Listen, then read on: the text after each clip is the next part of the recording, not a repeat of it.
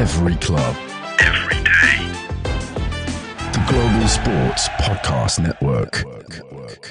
Hello and welcome to the Daily Southampton and the Daily West Ham from the Global Sports Podcast Network. Today is our crossover episode. My name is Greg Elliott, and as always I'm joined by Zach and Go Finch, and today joined by Tom from the Daily West Ham. How you doing, Tom? You alright? I'm doing very well, mate. This is going to be a very interesting game to talk about. Yeah, it's Boxing Day football.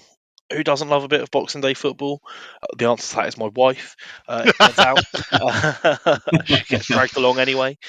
That's it. Amazon Prime taking over the reins for Boxing Day this year. So any of our fans not attending, that'll be an interesting one. And yeah, so let's get straight into it. It's a bit of an up and down season for you guys at West Ham so far, right, Tom?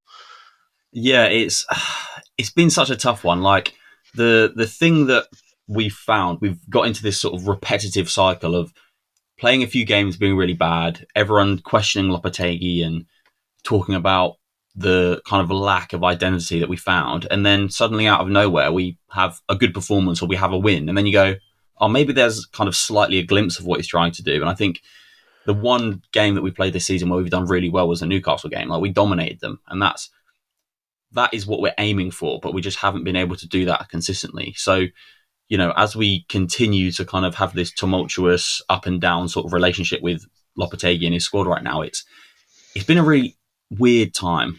And I think there's not actually that many people that want him out. I think it's more people just questioning how long we give him. And the conclusion that we'd come to on the West Ham podcast is that if we're going to get rid of him, it has to be before January. Because if you bring another manager in and they don't get a transfer window, it's going to be so much more difficult for them to actually find any sort of form. So we think if they're going to do it, it has to be soon. But I don't think we should, because there have started to be more glimpses showing of the more possession-orientated style of football that we want to play. So I think we're going to stick with him. I think it will get better. I just don't think that we're going to really see a huge amount of success this season, which if next season can be really good, then one season as a kind of transition isn't the end of the world. Yeah, I mean, it's at the start of the season, coming in with a new manager. What was the expectation? I mean, obviously, 14th is much lower than I think Yeah, I would not that. expect you to be, but Yeah.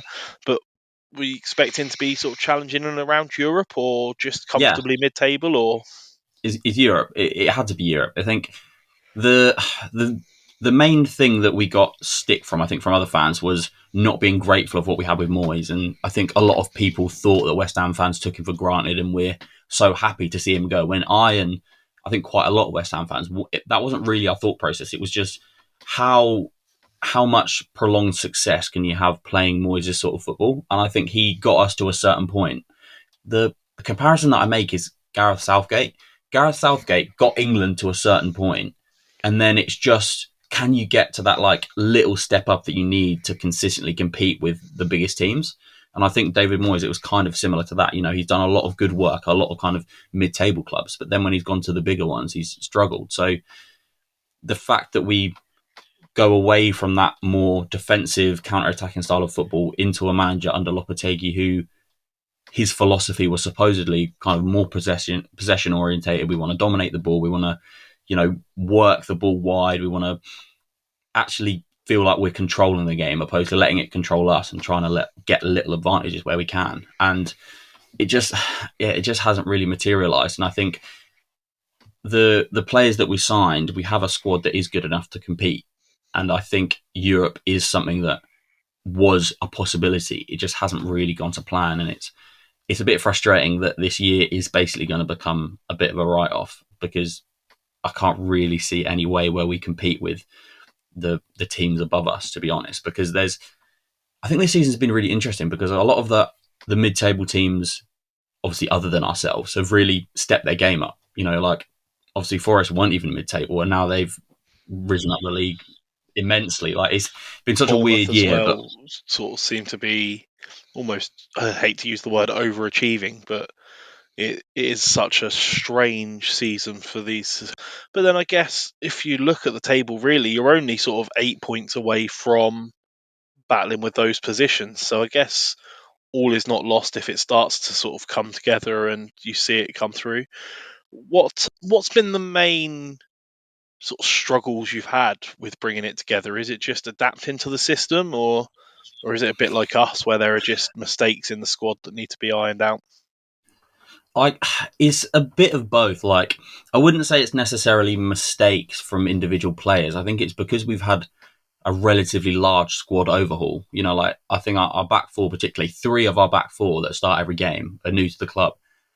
And then, like, you look all throughout the team, it's kind of interspersed with people who are challenging for a starting place who hadn't previously been at the club. You know, they come from all over the place. So the fact that they have taken more time to adapt to a new system isn't really a massive surprise to me. And it's not something that gets me really annoyed or really angry. It's more it's more frustration that we have seen it in glimpses, but we haven't consistently shown that we can play well.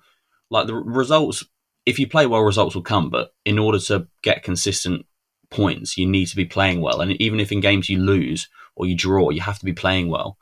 And that's the thing that we found, that we've not been playing well in a lot of games. So, you know, yeah, like, statistically, if we can string a few performances together, then we can definitely rise up the table. It just, we've not played well enough, and we've not played this new sort of possession orientated system anywhere near the level that we need to if we are going to press on and get some points. So it's a weird one. It is more frustrating than anything, I think. And I guess coming into the game against us, what are the expectations from your side? Is it, obviously we've got a new manager coming in, so there are a lot of unknowns from us coming in. How do you see it playing out? Do you think that this is maybe the big result you need to confidence boost that? I don't know, to be honest with you. Like, it, the way that I view it is that this is an opportunity for us to play well, because, you know, against a lot of teams this season, we just haven't been at the races, and we started really poorly. And I would just love for us to be able to go into the new year with a bit of positive momentum.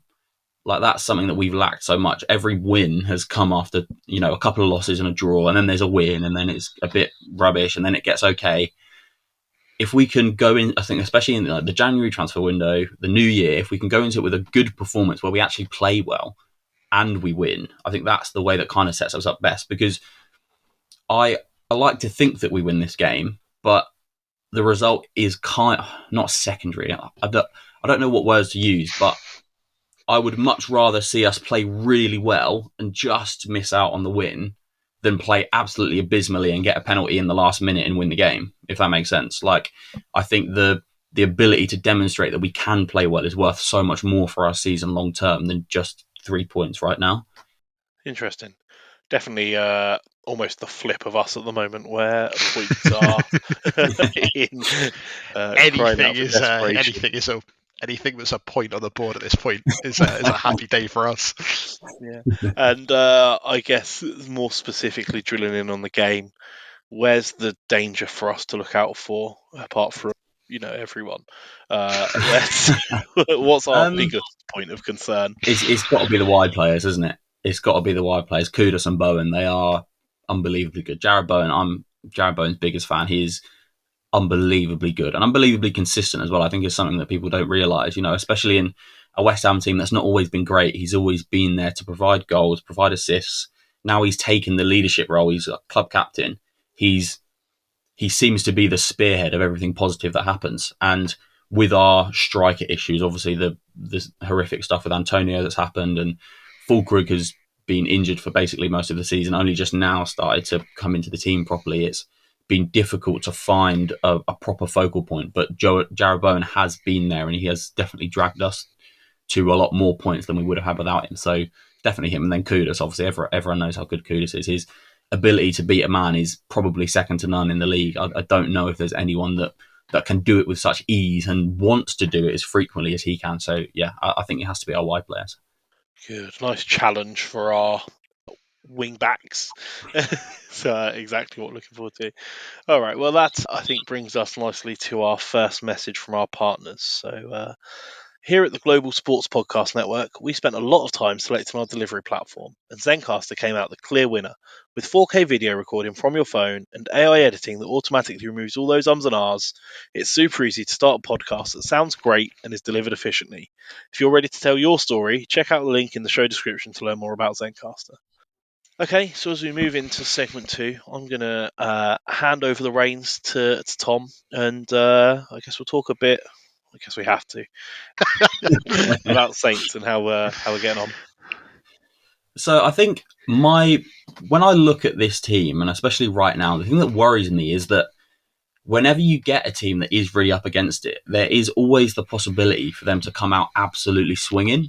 Like I feel like, especially at the time of year this is, just before coming into the new year, it might be a little bit like a dog that's been backed into a corner, and a West Ham team that can be beaten. Really, like we are good, but we aren't great a lot of the time. That's the thing I'm worried about, is the fact that out of nowhere you will just pull a performance completely out of thin air, and especially with a new manager as well, the players are going to be motivated because they want to be consistently picked in this starting 11. So how do you feel like the situation is, and how do you think the players are going to react, especially under a new manager?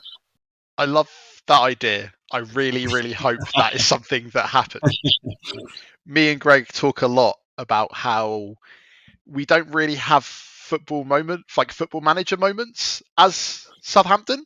And that for me would be too much of a written in the stars prophecy. I feel like they probably do have a point to prove. I don't know how much will change in the next couple of days, considering the new manager, I don't even think his work permit's passed yet. I'm hoping he'll be in the dugout, but at this point it's flip of a coin. It's one of those sort of situations where they've had kind of 2 games to do that, and things have been a bit better. At the time of recording, we've just had our 0-0 draw with Fulham, and it was great. We didn't concede. It's our first clean sheet pretty much ever. But the attacking problems that we have, it feels like when we get in the final third, nothing will happen ever, regardless of who's there, apart from maybe a couple of times Archer's been there. So I think that the quality of West Ham's side will be able to deal with sort of our indecision and getting into those sort of positions. But then again, I'm the pessimist out of the two of us, isn't it right, Greg? Yeah, well, look, I'm optimistic that we do seem to find a way to score early at home frequently. The problem comes in the many minutes after that. So I'm hopeful that that we'll come out all guns blazing like we tend to do and get something, and then we'll see some of this defensive resilience that we saw against Fulham and get something from it. That's the hope. But it's just a fascinating game. It's really hard to predict what we're going to see because we had such a strong sense of philosophy for right or for wrong under Russell Martin, and now Wednesday night against Liverpool, we sort of saw the shackles freed a bit and the players play with a bit more freedom. And now, who knows what the new manager's going to implement? Seems to be a slightly crazy creation. So who knows? I can't wait. It's certainly going to be exciting. I think it can't be worse than the Fulham game. So No, it's West Ham fixture's always one with sort of 4 or 5 goals. It's always sort of a 3-2 either end, and I bet against history for this Fulham game, and I failed miserably. So I've decided not to do that this time round. But yeah, I can say I talk to a lot of the other podcasters, and they always say, "Oh, West Ham's usually quite a fun game. There's usually a lot of goals." I'm like, "Yeah, there's usually quite a lot of goals in West Ham games. We're usually not very good defensively, but we're able to score. So they're always interesting games, which I think is good." My next kind of line of questioning, I want you to tell me about Tyler Dibling, because I'm sure you've had infinite amount of conversations about him on your podcast, because he seems to be the real deal. Yeah, just tell me about him. I just want to hear about him, to be honest. do you want to go, Greg, or do you want me to start with? I'll have a go. I think Zach's got far too pessimistic for you. Tyler Dibling is That's clear. not true. He's clearly a quality player. He's definitely been the shining star to come out of our season. We've noticed in the last few games that he does have a tendency to try and do just a bit too much with it and hold on to the ball a bit long. But I think that that's something that will come with a bit more maturity as he sort of develops into the game. But the natural talent is definitely there, and I just hope we can keep him and witness that growth for a long time to come. But gut instinct says that might not be the case. It is in my opinion, the return of our academy. And Greg shared a lot of interesting thoughts as to why our academy has only become good again, with the fact that, we had that little bit of time out of the Premier League and it's taken that long to sort of rebuild the growth path.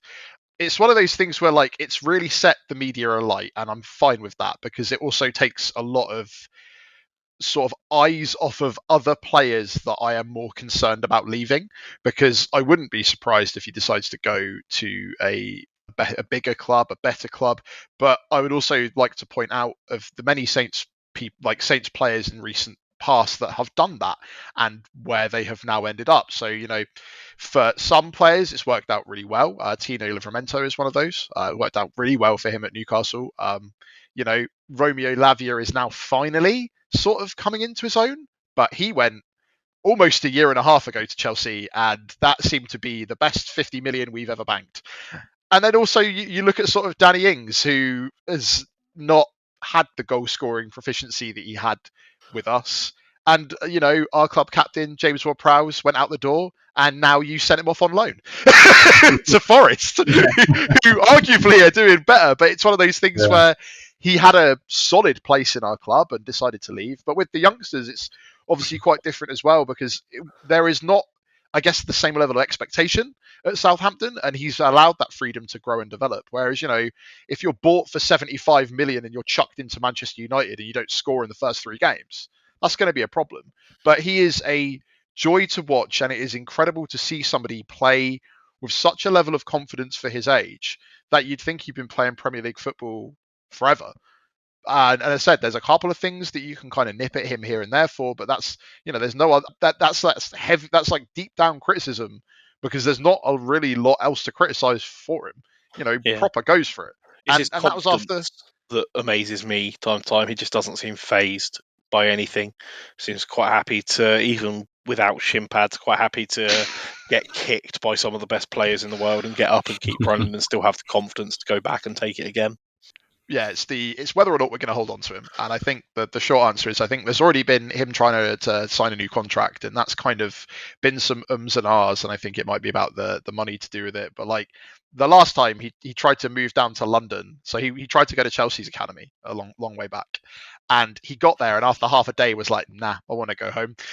so quick, came back, and obviously that's worked out for him, because I point out time and time again, if he ended up at Chelsea's academy, are you telling me he's starting in the Premier League, or or would he be currently like on loan League One, wherever? And that's kind of where my head's at. But obviously, football is a very fickle game. They have a very short amount of time to make as much money as possible, and that will always factor into decisions. It will never just be the football. As much as we all wish that all of our favourite players who, for all of our clubs stick around, you guys have some players that actually do that. We thought we did too. And we did many moons ago in Latiz, who, is, but other than that, it's one of those things where he is absolutely fantastic and been a bit of a revelation for us, and almost like a new transfer in a window where we saw loads of players come in. But I don't want to be too attached, because I could see him going. Yeah, that's the heartbreaking thing, isn't it? Like, when you are able to produce someone that is really talented, being able to keep hold of them, I think, is really difficult. I think, for me, I think that he should stay, if I'm honest. Like, the way that you talk about Chelsea, like, if Chelsea do sign him, he's just not going to be nowhere near the starting squad. So it's like, how much actual development is he going to get when he's not playing first team football at a high level? And yeah, he'll go on loan. He might go to like Belgium or somewhere, or the Netherlands, and do okay there. And there is a chance that he can start to build. But why kind of ruin a good thing when he's playing at Southampton and he's doing well, and you don't really see any reason to why he's not going to play, because he is homegrown, and I'm sure the fans love him, and he probably gets on really well with everyone at the training ground because he's been there for so long. Like, they're all the contributing factors that you'd hope would convince him to stay. And the money is obviously always a factor, but if you maybe, hopefully he can look a little bit more long term, and even if it's just like an extra year or an extra 2 years that he stays, I think it will do him the world of good. I think my comparison is the Declan Rice comparison. Is he could have left so much longer ago, but he stayed because he knew that he was going to play every single game and he would become such an integral part.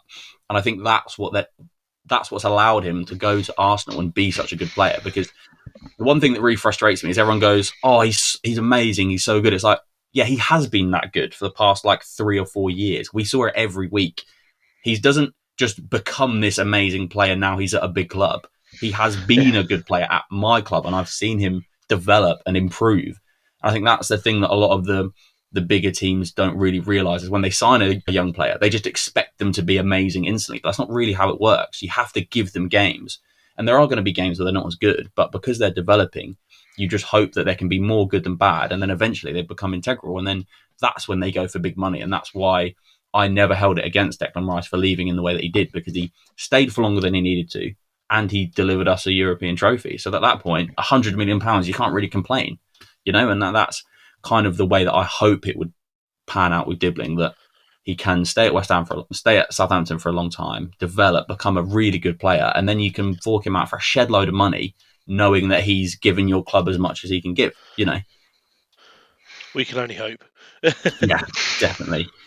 I guess my final thing would be, what is there anything you think you can do in January that's gonna have a big impact on your squad? Because like you look at the names in the squad, like there is some quality there. I don't think there's a huge amount, but there are some kind of more experienced Premier League players kind of dotted around. I think, especially when you look at the signings that you did make, like getting Flynn Downs from us. I really liked Flynn Downs, and I thought he was a really good player, and I still do. I was kind of annoyed that we sold him, to be honest. Like little acquisitions like that are quite astute, but what do you think you can do in January that's gonna make a difference? Someone who can score goals. That isn't a fullback. We don't have the budget. We don't have the budget for that, mate. I don't know. I mean, job one in January is trim some of the deadwood, because we've got some players who are not going to be in or around the first team who cost us a lot of money in the first place and probably costing quite a bit of the wage cap. Yeah, I don't know. It's hard to say. It's hard to see how the new manager's system is going to play, because he seems to play a very narrow, solid formation with wing backs playing up the side, but we've got 43 right wingers. So I don't know. It's hard to say how it's all going to come together. Have you got a bit? You play Football Manager a lot, Zach. You must know what we should be aiming for. I think the problem is that what can we do in a window? And one of the problems that we've constantly talked about before is who is going to want to come. Who will want to come? Like, you might have some people that want to come on loan, but we're going to be looking to get players that are either disenfranchised elsewhere. This isn't like I think with the situation we're in, no one's going to really see it as a step up, apart from potentially from the Championship. But like, there's a story in that in itself, right? James Bree, who came to us during our relegation season under Nathan Jones, was then relegated with us to then watch Luton Town get promoted into the Premier League in a squad that he could have been in for a full season. And luckily, like, he's somebody that's stuck around for a while and plays a bit. But we've got lots and lots of players that are legacy from various different managers, some of which can fit a system, some of which can't. And I think the big fear with January, realistically, is, to me, keeping Kyle Walker-Peters until the end of the season. That in itself would be a win. And that's kind of where I'm at. Everywhere else is, there's a lot of players that we brought in at the end of the transfer window in the summer that I would be okay if they left in January, and there probably will be some. So some of the loan spells, and people like Brereton Diaz, who just hasn't played well for us. Who knows? But the problem is it's difficult to even pick on a map where we would find players that would want to come in, and especially for the wages and for the prospect of, if you look at the situation that we're in, most of us have accepted we're probably going to get relegated, and that's fine. That just is what it is. But if you're somebody that's trying to make the next step in your career, unless you're going to be it's going to be some blockbuster great escape and that you're going to be an integral part of that, it's not an attractive prospect. So I think that it's going to be some really, really sort of boring defensive signings that maybe they want to shore up the back a little bit more and sort of make changes there. I've already seen us being linked with Kevin Danso, who, Greg, if you remember, was also a player we once had on loan, because there's something about our club re-signing every single one of our old players that just never goes away. Because let's face it, myself included, we all live in like 2014 to 2016 when we were like bossing it. If we could So sign we're trying a to pair recapture that. of sort of transplant legs for Adam Lallana, that'd be nice. We might need to ship out some goalkeepers and maybe have a slightly better backup than Alex McCarthy and Lumley. But the problem is Bazunu would be a better one, but he's been out injured for so long now. He could be coming back. So. Yeah, but I would be happy to see McCarthy and Lumley go and us sign somebody in like as a backup to Ramsdale who is better. But I think until we sort of see the type of football the new manager's going to play and where the weaknesses are there, maybe we can sort of plug those gaps at that point. But it's just going to be really difficult. It's going to be holding on to the players we care deeply about. And the problem is the only one I really think about is Kyle Walker-Peters. What about you, Greg? Yeah. I think also it kind of speaks volumes that the manager that we've brought in is notorious for doing things on a shoestring budget, which probably tells us everything we need to know about the January window, to be honest. So, yeah. Outgoings more than incomings is where I'm at. Yeah. From the way it looks from an outside perspective, I think the Championship is somewhere that you have to look into. I think, especially if you think about, if you've kind of accepted that you're going to get relegated this season, I guess the way that you'd approach signings would be come to Southampton, play in the Premier League for half a season, maybe get relegated, probably get relegated. Then the next season, if we can go straight back up, it can then become more of like a project signing and say, if you come, the long term might not be, or the short term might not be great, but like the medium to long term, if you can kind of show a plan of, okay, we're going to do this to improve, and in the Championship we're going to win the Championship, and then we're going to go back up, and then we're going to aim to stay there. That might be an approach, I think, especially for Championship players that feel like they're good enough for the Premier League, but know that if they go to one of the bigger teams, they're not going to play. I think the ability to showcase what you can do in the Premier League, and then knowing that in the Championship you're a really high level, like top Championship player, it's not necessarily the worst kind of sales pitch to give them, because you think about how players value their career. I think there are a lot of players, I think, that are more conscious of careers dying when they go to bigger teams. I think probably Calvin Phillips is the best example of that for me. Yeah, like, very much so. Yeah. How many players do you think look at his career and go, oh God, like he had everything in front of him and now his stock is basically zero. Like he's not really playing a huge amount at Ipswich. He wasn't good with us and he's not been good at City. So you'd hope that there's players that see that and think, okay, maybe I do take a step that is still a step forward, but a smaller step that can build me and I can make it more of a gradual progression instead of just going straight to the big guns and not playing and it just completely derailing your whole career. Yeah, I guess there's something to be said as well in that, I guess in some respects, some of the pressure's off, right? Because you're coming into a team that it's not going to be entirely on you if it goes down, because that work has happened already.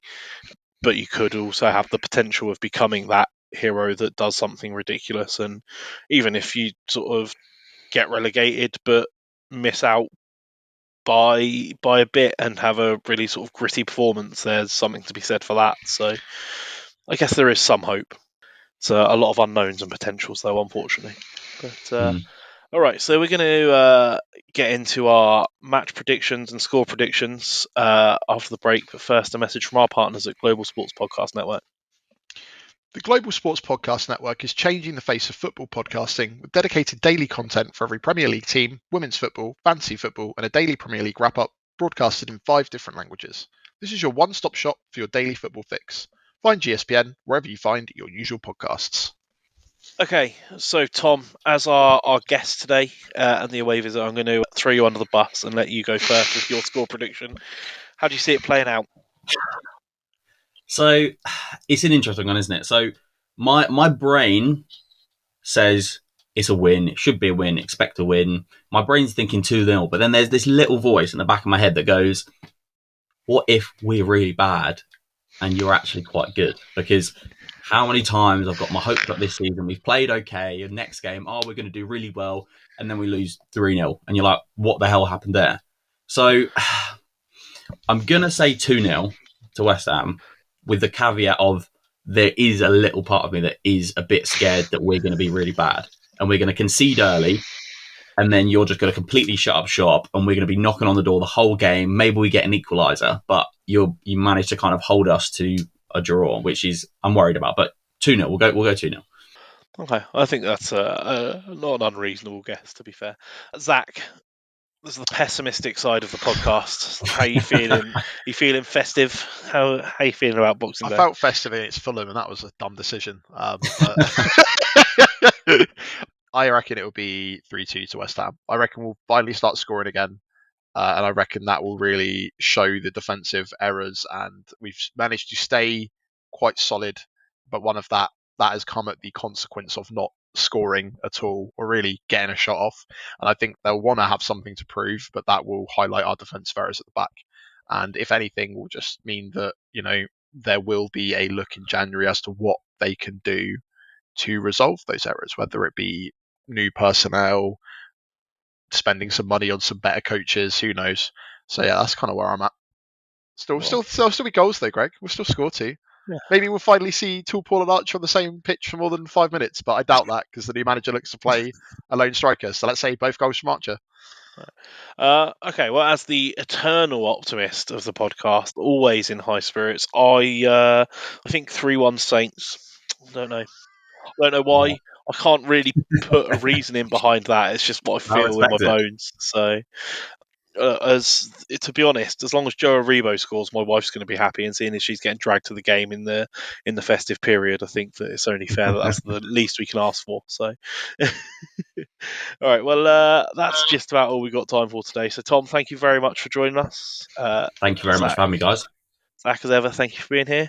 Thanks No worries, for mate. listening, everyone.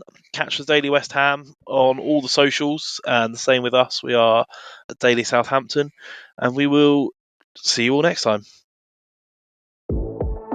Every club, every day. The Global Sports Podcast Network.